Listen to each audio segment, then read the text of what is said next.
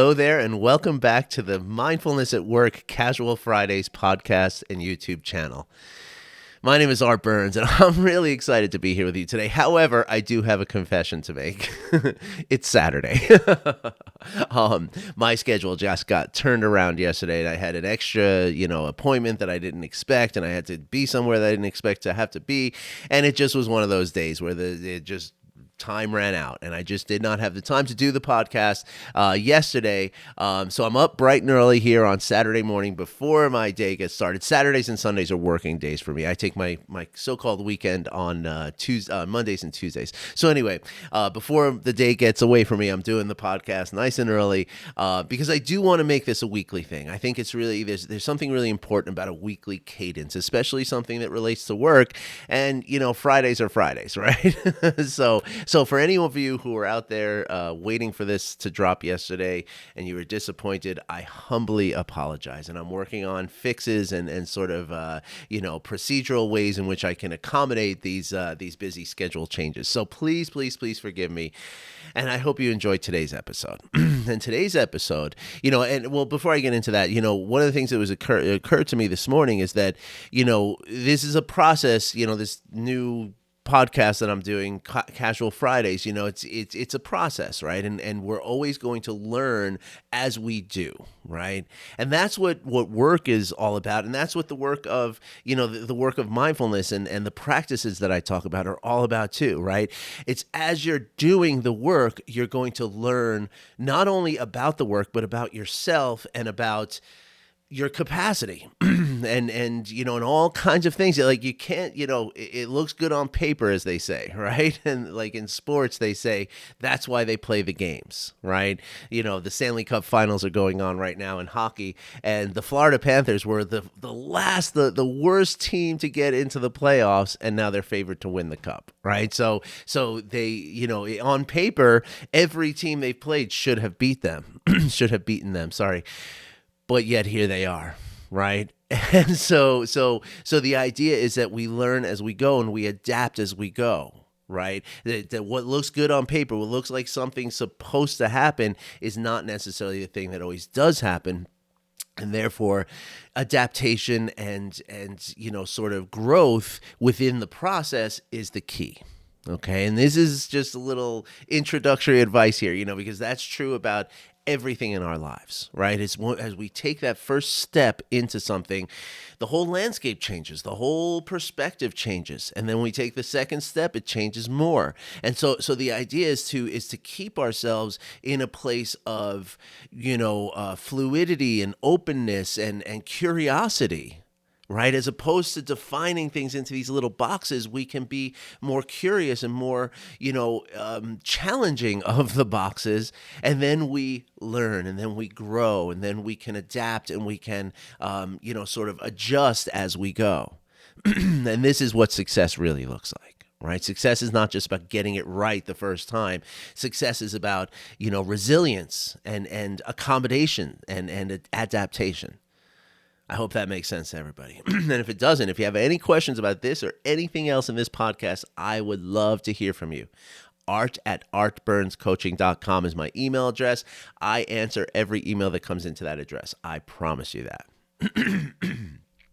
Okay, so before I go any further, before I, waste any more of our valuable time here, I don't think it was a waste. I mean, I think I just told you some stuff that's very valuable, but it's not the topic that I wanted to discuss today. So let's get into that. Communication. I could just say no more, right? Like we all know how important communication is in our work. And it's not, of course, just our work, right? We are constantly communicating. When we're at the grocery store, we're communicating. When we're with our families, we're communicating. When we're talking to our kids, we're communicating. When we're, at our kids' soccer games or hockey games or whatever our kids do recreationally, we're communicating with coaches and other parents and other kids and the whole thing, right? But of course, the Casual Fridays podcast is really addressing something that we do at work. So let's zero in on that here, okay? In the workplace, I mean, out of all those other things I mentioned, the workplace is probably the top of that pyramid, right? In terms of the importance of communication, right? Like, whether we're selling something, we're buying something, we're organizing something, we're managing something, whatever it is that we're doing as a job, communication is the key. And this is true even for people like first responders and police officers and things like this. Communication, clear and open communication is almost always the most vital component of any interaction we have with our work, right? And anywhere else. Again, this applies to everything we do in our lives. And this is one of the beautiful things about this kind of practice. And as we bring this practice into our work, right, we can, focus on communication at work, and we can practice ways of communicating that I'm going to tell you about here today in a minute at work. But then we see that same benefit start to ripple out into the rest of our lives. And that's where the magic happens, my friends. That is the stuff right there. All right. So when we talk about communication, right, there's, most of you perhaps are thinking, okay, communication is about what I say, right? How do I deliver my message? How do I clearly communicate to everyone else what's happening? That is certainly a very, very important part of communication. However, I would say that it's exactly half of what is really involved in communication, right? When we're communicating, the word communicate comes from the word commune. The word commune is to come together, right? It's a joining, a conjoining of two people, two ideas, two messages, two whatever, right? Because there's one person who says the message, but then there's other person who hears the message. You can't have one without the other, right? Like if you could just sit there in an empty conference room and talk, right? But are you communicating? No. Now, yes, there is communication. I mean, this is a form of communication, but we're not actually back and forth, right? So I don't mean to like rigidly define what communication is, but in most circumstances, especially around the workplace, right? Communication is both the delivery of the message and the receipt of the message. Okay? So far, so good? All right, cool. So let's talk about that listening half, right? Because most of us practice the talking half, right? Most of us, if we're honest with ourselves, right, while we're brushing our teeth and we have a big presentation to do that day, we're doing the presentation as we're brushing our teeth. We're doing the presentation as we're driving our car. The presentation is happening perhaps in our mind, or maybe we're talking if there's nobody around, But the point is that we're always practicing and sort of rehearsing and anticipating how we're going to say what we're going to say, right? We write it down, we rehearse it, we put it on the wall, we maybe videotape ourselves doing it and then watch it again, right? But how often do we practice listening? Okay. And this is, again, the listening is such oh my gosh, because what happens with most communication, and this is not something we're trying to do. It doesn't make us bad people. It doesn't make us, terrible communicators. It doesn't make us wrong or bad or any of that stuff, right? It's not about judging anything. But what most of us do when we're listening to somebody speak, right? Essentially what we're doing is we're waiting for a little room so that we can jump in there and say what we want to say. Now, that motivation can come from many different places, and it's important as a listener to recognize those motivations, right? Am I trying to impress this person? Do I feel insecure? Is that why I'm trying to impress this person? Right? Am I, am I worried about something else that's going on here? Right? Like checking in with myself and seeing why is it that I'm not listening, right? Because again, the concept here is that most of us, we listen to respond as opposed to listening to understand. And that's the thing, right? When we're in that moment of listening, right, we can listen to listen, right? We can intentionally listen to understand the other person. Again, as opposed to just waiting until they pause for a second so I can make my point and throw my idea out there. Look at me. Look at how important and special I am. I have something to say. Woo! do. Now, that's not to say that you don't have something to say, right? I mean, again, that half of communication, the expression half of the communication is always very important as well, right? So we don't want to ignore that. We don't want to, push that aside and forget about it, right? But again, we're commonly very practiced at that idea of speaking. I mean, it's that mental chatter going on in our minds all the time. All we're doing is really saying that out loud when we're speaking, right? So therefore, the skillfulness that we need to practice with communication in almost all circumstances is listening. Okay? We have enough practice in speaking and delivering the message. We could use the practice in listening. So I want to give you a couple of pieces of advice for that, okay?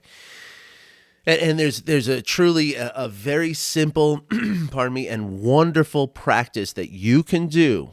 You can do it formally with coworkers. You can do it formally with your partner, your spouse, your kids, your friends. And you can also do it informally with everybody in the world who you ever talk to, okay? What I'm talking about here is the practice of active listening. Now, that term alone, active listening, right? I love that term. I mean, I really love that term, right? Because again, listening is not a passive act, right? When listening is a passive act, that's when the drive to interrupt or the drive to interject or formulating our own idea while the person is talking, right? So here's the thing about attention, right? You only have one attention. And you can only put it in one place at one time.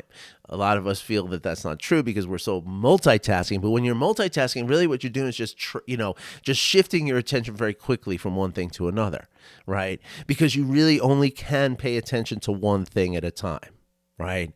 Now, when we talk about walking and chewing gum, right, those are two unconscious processes. So you can do both of those just fine, right? Because neither of them require attention, right? But when it comes to paying attention to something, we can't pay attention to what we're formulating in our mind and also pay attention to what this person is saying to us. It is impossible. So therefore, and that's what it looks like when listening is a passive process, right? It leaves room for that mental chatter to say, oh, but what about what I'm going to say, right?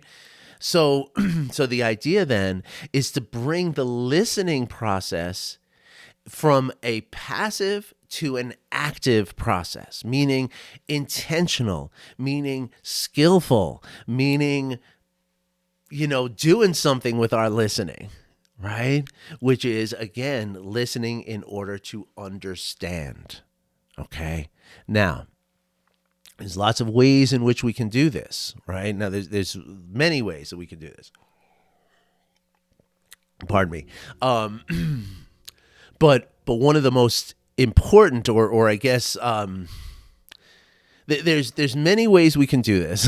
Let me phrase that differently. But I want to tell you a couple that are really, really helpful and important. And one of these is a way in which we can create an actual practice that, again, can be a formal practice with people we know and trust and like, or maybe don't like. And then there's the informal practice that we can do.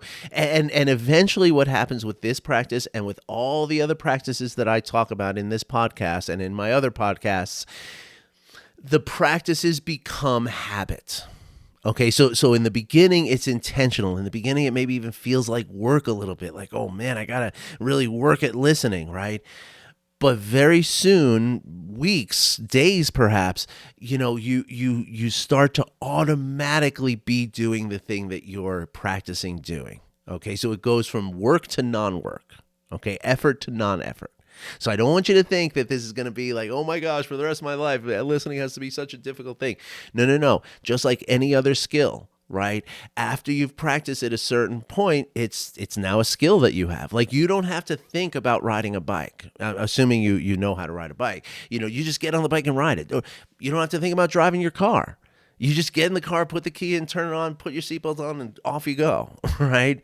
Because you've done that thing so many times. But remember back when you were, 15, 16 years old, whenever you learned to drive, oh my gosh, there's 10,000 things I have to do here. There's the mirror, there's the seat adjustment, there's the side mirrors, there's the radio, there's the seatbelt, the wheel, the 10 and 2. So much going on. But as you did the driving, it became something that was just, hop in the car, let's go, turn on the tunes, woo, let's do it. Right? So active listening can be the same way. It will be the same way as long as you put that upfront effort into it. Okay, so I'm a little over time here, but I'm going to really quickly describe this practice. And then if you would like instructions for this, okay, just email me. I have a beautiful one-sheet PDF I can send to you in seconds, okay? And I would recommend you putting this up on your office wall where everybody can see it, like in the conference or the rec room or something, the bulletin board, whatever that is in your office. Put this there because everybody can benefit from this practice, okay? Everybody at work and everybody in the world. Okay, so essentially, now there's two, as I said, there's a few different ways, and I'm going to mention two real quick. So one is, and this is the simple one, asking questions, but specifically asking open-ended questions. That's the key, open-ended questions as you're talking to somebody, right? And that could be anything that arises as you're, and that's the practice, right? It's to kind of see what question is appropriate right now. Because the only way you're going to find that appropriate question is by listening to what the person's saying, right? Okay, but now the more formal way that we can do this practice, and this is really, really beautiful. I used to do this when I was married, and this is not the reason why we're not married anymore, but when I was married, I used to do this practice. I did this for about 6 months every night with my wife at the time, and our relationship was never better than it was at that time, right? We had such beautiful communication, such beautiful, and again, last week we talked about the empathy sandwich, right? Like active listening is the sort of, entryway to empathy, right? Because if I want to understand you, I'm already practicing empathy, right? So it really feeds into that, okay? So anyway, there's a simple practice. You get two people, you and someone else, and you need a timer, and that's it, okay? You let the other person go first. You set a timer for 3 minutes. They get to say whatever they want to say for those 3 minutes. Okay, anything under the sun. Now, if it's a couple, I recommend don't jump into the stuff that's fighting and stuff like that. Keep it light in the beginning, okay? But if it's a coworker, whatever. You want to talk about a project, you want to talk about work, you want to talk about your family, you want to talk about a trip you took, the Mets game you went to, whatever it is, right? The listener's job then is to listen, right? Now the rules are the listener cannot interrupt for any circumstances. The listener should not also, like if you're talking, I say, whoa, really? Now I just changed the way you're going to say the next thing that you say. I've just changed the course of your communication. We're not doing that in active listening. All we're doing in active listening is we're nodding, we're mm-hmming, we're just giving them some indication that we're here with them, that we're listening to them. Okay, but that's it. And that's very important because otherwise, again, you're changing the course. The idea of active listening is that this person in front of me has something to say. And it's important that they're going to say this, and I want to know what it is. That's the priority, okay? All right, so the buzzer sounds after you've listened to your friend or your colleague or your family member for about 3 minutes. And you can start out with 1 minute for sure and get warmed up with it. But eventually 3 minutes is a pretty sweet spot. Now, once they are done, the timer goes off for 3 minutes, right? Now you are going to reflect back to them what you heard. Now, this is not a memory exercise. And this is not about, specifically repeating every single word they said to you, right? Instead, you want to just just let them know that you heard them, right? So, okay, so I heard you talk about the vacation you took with your family last week while you were away, and you went to this seafood place, and the food was the best that you've ever had in your life, but the waitress was having such a hard day, and I heard you tell me about all that, and then I heard you also tell me about the sunburn that you got, and I heard you tell me about the airport the calamity that happened with your bags, right? Now, if those are the only three things that the speaker touched on, well then, hey, I feel heard. But maybe the speaker said something else about, a strawberry daiquiri that they had by the pool, right? Then the speaker then says, thank you for hearing all that, but do you remember the part about the daiquiri? Oh, that's right. Yes, you told me about the daiquiri at the pool, and it fell in the pool, and all the kids thought they were going to get drunk, and that was so funny. And then if I have covered everything that the speaker is saying or has said, then the speaker just says, thank you, I feel heard. Okay, now I know that sounds very ceremonial, but it's so sweet. It is so sweet to hear it and to say it, okay? I feel heard. Okay, it's a very important part of this practice. Now, switch sides and do the same thing. Now, I would seriously, if this is important to you, which I believe it should be, take 20 minutes out every day to meet with somebody, or maybe it's a group of people. You can do this in a circle of people too. Right? I get to pick who listens to me, right? And then the person who listened to me, they get to pick who listens to them. And you just make sure that everybody gets a turn, right? It's a beautiful way to do it. We call it an empathy circle. It's wonderful. Okay? So this active listening, and then what we call reflecting, right? Listening and reflecting is again a way that you're going to cultivate a skill so that you're always actively listening. People tell me all the time, they're like, you are an amazing listener. You remember everything. I have a terrible memory, folks. I have to write everything down. I have a terrible memory, but you know what? My memory is good enough that if I'm really listening to you, I'm going to remember it because I'm here with it. Right? All right. I don't want to take too much of your time here. We're already over. I shoot for 15 minutes. We let go 20. I think we're at 22 right now. Let's see. 21:58. All right, everybody. Thank you so much for listening. I wish you well. I hope you enjoyed this podcast episode. Please let me know if you want the instructions for the active listening practice. I would love to send it to you right now. All right. Thanks again, and I wish you well. Have a great day, and I'll be back next Friday for sure. Take care.